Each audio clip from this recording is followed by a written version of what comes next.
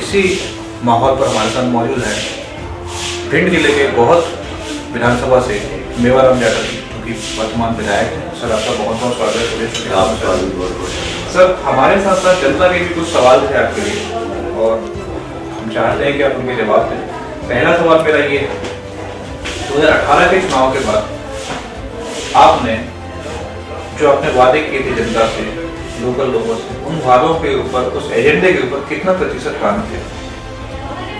जो मेरे अधिकार क्षेत्र में है, क्योंकि सरकार तो नहीं है, हमने जो वादे किए थे कि गोद में पानी की समस्या है।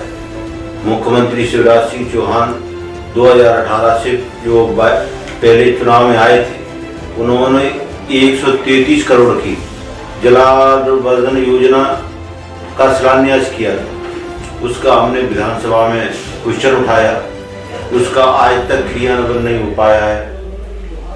जैसे गोद में सबसे ज़्यादा खारे पानी की समस्या है, जो इधर जटवाड़ा इलाका लगभग 54 गांव खारे पानी से पीड़ित हैं, जो 3-4 किलोमीटर दूरी से पानी भर के लाते। वहाँ हमने कई गांवों में नल जल योजना के अंतर्गत पानी की व्यवस्था करा रहे हैं। जो भी मेरी विधायक निधि से उसमें भी मैं नए नलकूप खनन करा रहा हूँ। और ज़्यादा समस्या जो अभी ड्रमन पाली है, वहाँ क्रेशर चल रहा है। क्रेशरों का मैंने पिछली बार भी विधानसभा में लगाया था, अभी भी लगाया है। उसमें अवैध उत्खनन हो रहा है।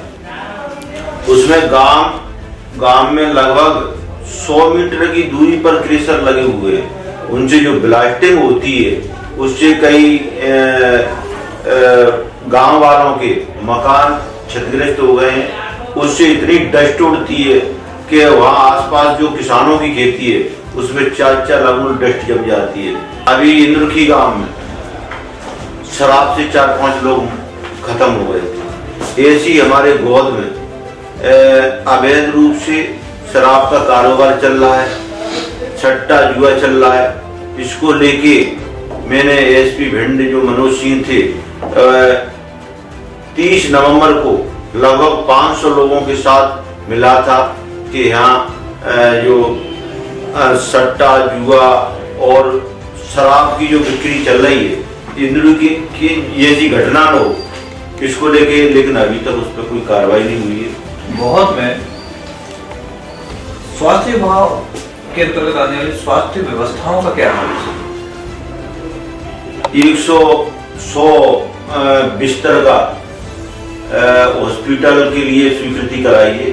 उसका अभी जगह का मंडी तराई के पास कलेक्टर मैंने और एसडीएम ने जाकर जगह चयनित की है।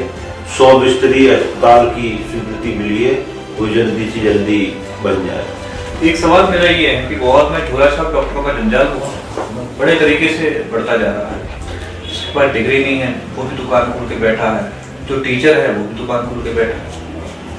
चाहे वो कोहा शहर की बात करें, जेल चौराहे की बात करें, या हम मोह वाले रोड की बात करें, पूरे बहुत विधानसभा क्षेत्र में झोलाछाप डॉक्टरों ने अपना मकड़ जाल बना के रखा हुआ है।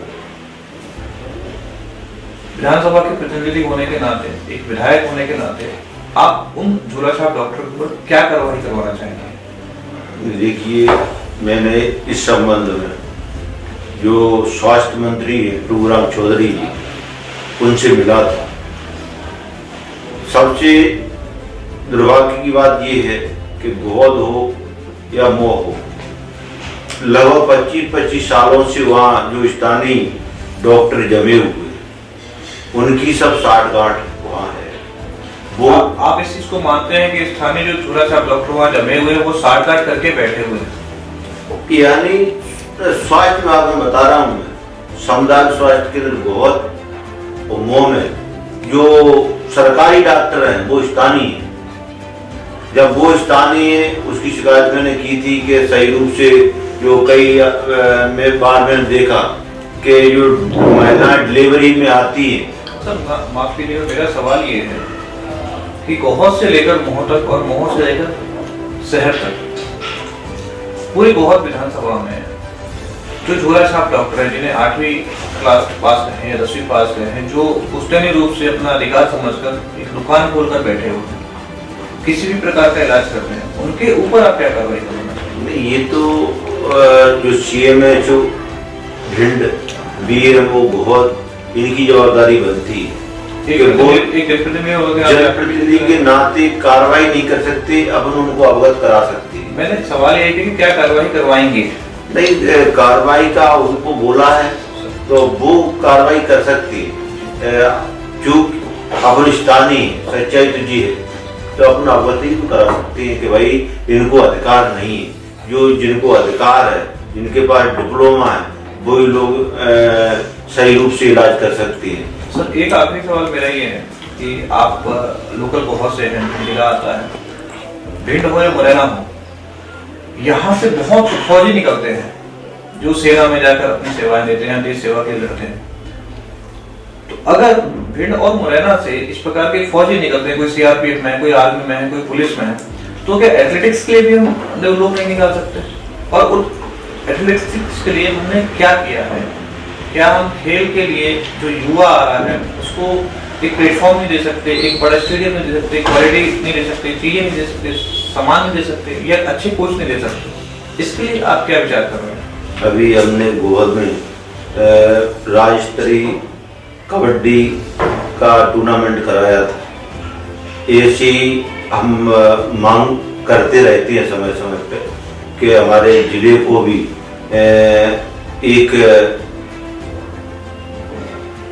मतलब वो मिलना चाहिए, स्थान मिलना चाहिए, स्टेडियम, हाँ, खेलकूद के माध्यम से स्टेडियम बनना चाहिए। गोहद में भी हमने अभी मांग रखी है कि गोहद में एक मैंने पत्र लिखा है कि गोहद में स्टेडियम होना चाहिए। सर, एजुकेशन और पावर, शिक्षा और बिजली, क्योंकि वो जमाने तो चले गए जब आप लाइनटेन लेके पढ़ा करते थे। आज की पहली डिमांड ये है कि हमें बिजली चाहिए, लेकिन बिजली एजुकेशन से जुड़ी हुई है। तो शिक्षा और बिजली के लिए क्या व्यवस्थाएं कर रहे हैं गोहद विधायक होने के? इस हम मांग कर सकते हैं। अभी गोहद में जो आंकलन खपत है उसको लेके अनाप शनाप बिजली के बिल आ रहे हैं। इसको लेके हमने बिजली विभाग का भी कांग्रेस कार्यकर्ताओं ने घेराव किया। गांव गांव में जो DB फूकी है, शासन का नियम है कि 10% उसके बिजली के बिल जमा करके नई DB रखी जाएगी, लेकिन हम बार बार उनको लिखापड़ी करते हैं तो वो कहते हैं कि हमारे पास अब शासन ठेका की मतलब शासन ने भी बिजली विभाग को ठेके पे दे दिया है, हम कुछ नहीं कर सकते, मोनेटाइजेशन हो गया। हाँ, इसलिए पहले कांग्रेस की सरकार थी तो 100 रुपए में 100 यूनिट बिजली का वादा किया था वचन पत्र माननीय कमलनाथ जी ने। लोगों ने उस समय उसका उपयोग किया। जब सरकार गिर गई उसके बाद वही बिल अनाप शनाप आ रहे, जनता को बहुत असुविधा हो रही है, जिसके लिए हमने विधानसभा में भी लगाया, बिजली विभाग का घेराव किया। गांव-गांव में कई गांवों में लगभग 400 गांवों में से 300 गांवों में ट्रांसफार्मरों की आवश्यकता है। मेरे बार बार लिखे जाने पर, मौके बोले जाने पर ले कोई कार्रवाई नहीं की जा रही। आगे विधानसभा में इस प्रकार की कोई प्रश्नोत्तर रखे जाएगी इस पर्टिकुलर बड़ी समस्या को लेकर? हाँ बिल्कुल, ये फरवरी मार्च में जो भी विधानसभा सत्र आएगा तो चाहे बिजली की समस्या हो, गोहद में पेयजल की समस्या हो, शिक्षा और स्वास्थ्य की समस्या हो, स्वास्थ्य में लगाता रहता हूँ। और विधानसभा में पिछली बार भी मैंने लगाए थे, कुछ प्रश्न उसमें आ गए थे, कुछ पे कार्रवाई नहीं हो पाई। तो आपने देखा कि गोहद विधायक मेवाराम जाटव जी ने बड़ी शालीनता से सारे सवालों के जवाब दिए और इस बार इनके पास सवाल भी है, जवाब भी है, विधानसभा के लिए तैयारी भी है। ऐसे ही नए सवालों के साथ दोबारा फिर मुलाकात करेंगे, तब तक जय, नमस्कार।